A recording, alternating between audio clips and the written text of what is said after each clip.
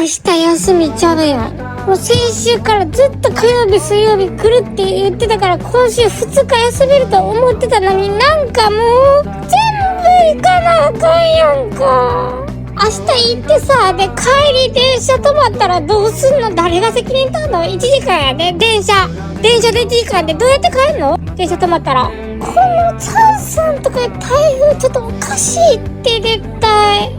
なんでサンさんっていう名前なの？でなんかさん付けしてるみたいでなんかムカついてきたわ。サンさんじゃないやろ。こんな遅れてきてこんなど真ん中通ってさ、これどういう考え方でこんな通り方して、ちょっともう意味わかんないよ。なんで明日行かなあかんねん。